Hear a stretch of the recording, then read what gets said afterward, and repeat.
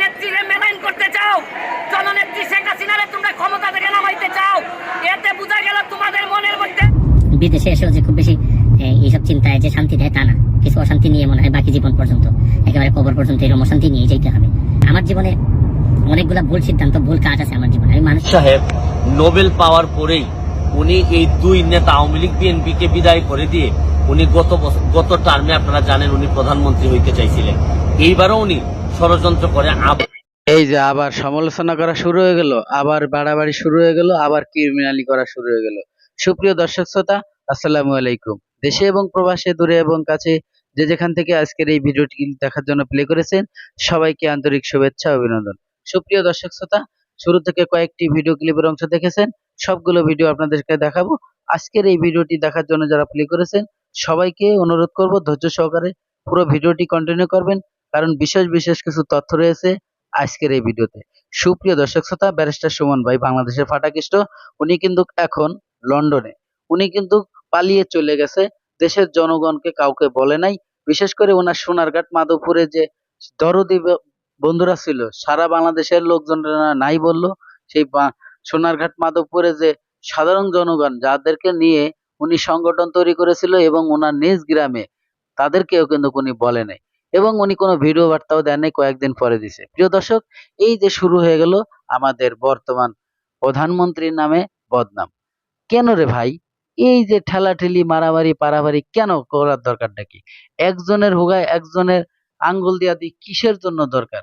আপনি থাকেন না, আপনার জায়গায় আপনি ভালো থাকেন, তার জায়গায় সে ভালো থাকে। আপনারা পদত্যাগ করছেন, আপনারা চলে গেছেন, আপনাদের তো কেউ দেশের বাইরে থেকে চলে যেতে বলে নাই, আপনারা নিজের ইচ্ছায় চলে গেছেন।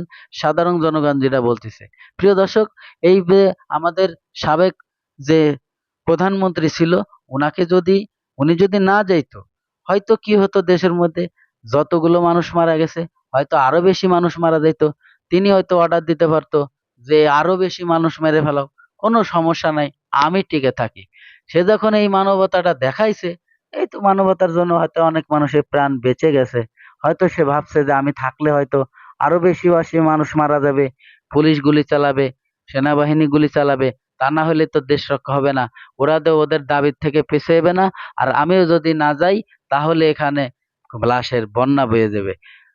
উনি এক পর্যায়ে হয়তো শুনেছি আমরা গণমাধ্যমে এ ধরনের কর্মকাণ্ড করতেও চাইছিল। যাই হোক, আমি এ বিষয়ে কথা বলতে চাই না। তো ব্যারিস্টার সুমন ভাই, আপনি যে এখন বর্তমান আমাদের প্রধানমন্ত্রীকে নিয়ে, ভারপ্রাপ্ত প্রধানমন্ত্রীকে নিয়ে মন্তব্য করতেছেন, সে আপনার কি ক্ষতি করেছে? সে ঘুষ খায় না সুদ খায়? ঘুষ খায় না কেটা বলেন তো?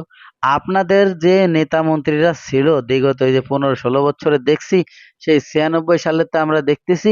প্রিয় দর্শক, আপনাদের উদ্দেশ্য বলতেছি, 96 সালে মোটামুটি আপনারা নির্বাচনে অংশগ্রহণ করে, সে সময় তো ব্যারিস্টার সুমন ভাই, হয়তো আপনি হয়েছেন কিনা জানি না, সে সময় তো আপনি পড়াশোনা করছেন। তো যাই হোক, সেই বিষয়ে কথা বলতে চাই না।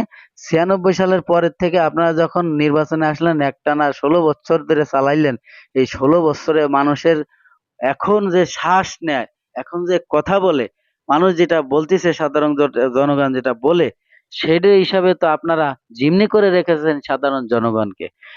তো যাই হোক, বেশি কথা বাড়াবো না, চলুন আমরা সেই ব্যারিস্টার সুমন ভাই বর্তমান আমাদের এই প্রধানমন্ত্রীকে নিয়ে কি মন্তব্য করেছে, চলুন আমরা সেই ভিডিও ক্লিপটা দেখি, তারপরে আপনাদের সাথে মূল্যবান আলোচনা করব। অবশ্যই সাথে থাকবেন। সাহেব নোবেল পাওয়ার পরেই উনি এই দুই নেতা আওয়ামী লীগ বিএনপি কে বিদায় করে দিয়ে উনি গত টার্মে আপনারা জানেন উনি প্রধানমন্ত্রী হইতে চাইছিলেন। এইবারও উনি ষড়যন্ত্র করে আবারও উনি প্রধানমন্ত্রী হইতে চান। একটা মানুষ যখন বারবার প্রধানমন্ত্রী হইতে চান, তখন উনি কিন্তু মনে রাখবেন যে তার মনের মধ্যে কিন্তু কোনো ভালো জিনিস নাই। পদ্মা সেতুতে উনি বিরোধিতা করছেন।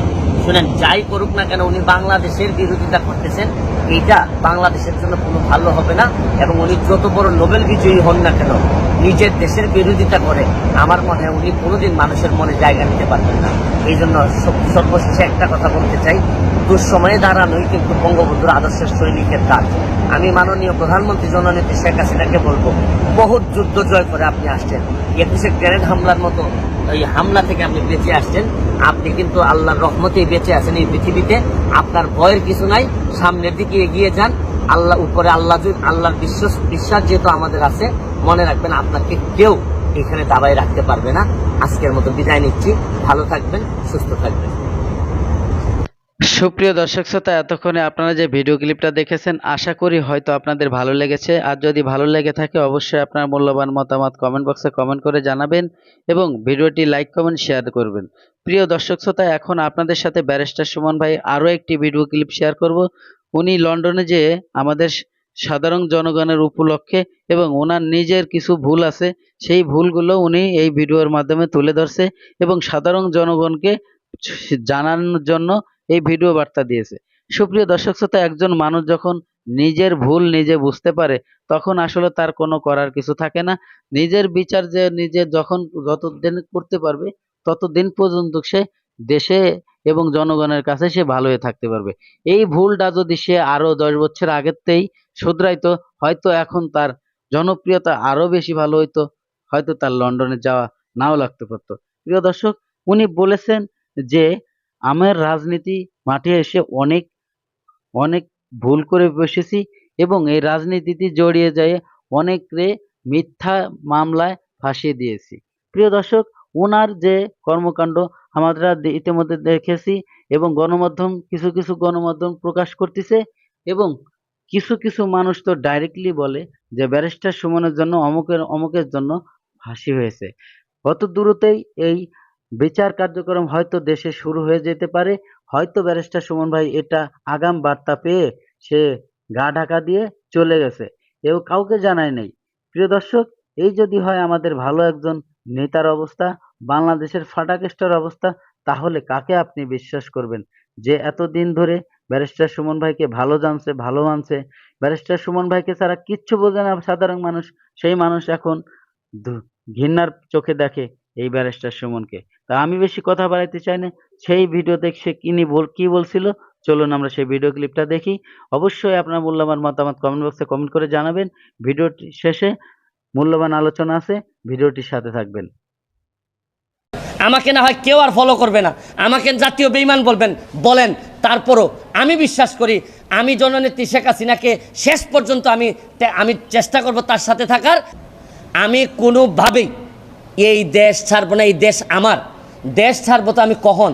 যদি আমার এমন কোনো অসুখ হয় যেটা দেশে কোনো এই রোগ দেশে কোনো চিকিৎসা নাই, তাতেও আমি মনে করি মৃত্যু তো হবেই, দেশটাতে হওয়ার মতো শান্তি আর কোনো কিছুতে আমি পাই না।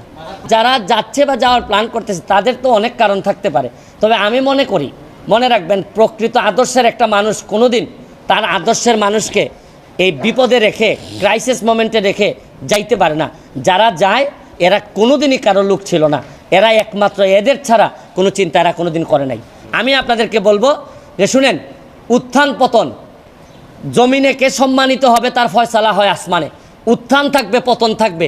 তারপরে যে আদর্শের আছি, এই আদর্শের দুঃসময়ে যদি থাকতে না পারি, না হয় আমার এমপিত্ব যাবে, আমাকে না হয় কেউ আর ফলো করবে না, আমাকে জাতীয় বেঈমান বলেন, তারপরও আমি বিশ্বাস করি আমি জননেত্রী শেখ হাসিনাকে শেষ পর্যন্ত আমি চেষ্টা করব তার সাথে থাকার, এবং আমি কোনোভাবেই জামাত বিএনপির এই ক্ষমতায়, এই দুর্নীতিগ্রস্ত এইরকম একটা ক্ষমতায় আসার জন্য, বাধা দেওয়ার জন্য যা যা করা লাগে আমি করব।